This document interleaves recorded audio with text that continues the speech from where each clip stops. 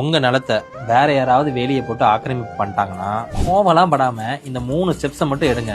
கவர்மெண்ட்டே அந்த வேலையை எடுத்துரும். ஃபர்ஸ்ட், உங்க இடத்த வேற எவனாவது அவன் இடம்னு சொன்னான்னா உடனே உங்க லோக்கல் தாசில்தார் ஆபீஸுக்கு போயிட்டு உங்க லேண்டோட மொத்த டாக்குமெண்ட்ஸ் எடுத்துட்டு ஒரு ஜெராக்ஸா அவங்கள்ட்ட சப்மிட் பண்ணிடுங்க. அங்க தெரிஞ்சிடும் ஒரிஜினல் ஓனர் யாரு, டூப்ளிகேட் ஓனர் யாரு அப்படின்னு. நம்பர் 2, உடனே சப் ரெஜிஸ்டர் ஆபீஸ் போயிட்டு உங்க இடத்துக்கு தடையா இருக்க அவன் மேல ஒரு தடங்கல் மனு போட்டுருங்க. இந்த மனுவை மட்டும் நீங்க போட்டீங்க அப்படின்னா உங்க இடத்த அவன் ஃபோர்ஜரி பண்ணி வேற யாருக்கும் விற்கவும் முடியாது. நம்பர் 3, நீங்க கமிஷன் ஆபீஸ் போயிட்டு, அதாவது நில ஆக்கிரமிப்பு தடுப்பு சட்டம் படி அவங்க மேல ஒரு கம்ப்ளைண்ட் ரெஜிஸ்டர் பண்ணிருங்க. பிஎன்எஸ் ஆக்ட் செக்ஷன் 329 படி உங்க டாக்குமெண்ட்ஸ் கரெக்டா இருந்துச்சு அப்படின்னா நில ஆக்கிரமிப்பு சட்டப்படி உங்க இடத்த இன்னொருத்த ஆக்கிரமிக்கிறதுக்கு அவன் மேல எஃப்ஐஆர் போட்டு உள்ளே தள்ளிடலாம். இதெல்லாம் பண்ணி முடிக்கிறதுக்குள்ள உங்க இடம் உங்க கையில இருக்கு. இதுக்கு பயந்துட்டு நான் இங்க இருக்கிறேன் அவ்வளவு தூரம் போய் இடம் வாங்கணுமா அப்படின்னா நீங்க நினைக்காதீங்க. உங்க இடம் நீங்க எங்கனாலும் நீங்க வாங்கலாம். ஆனா வாங்க, இந்த இன்ஃபர்மேஷனை ஏரியாக்கு லேண்ட் வச்சிருக்கிற உங்க பணக்கார ஃப்ரெண்டுக்கு ஷேர் பண்ணுங்க.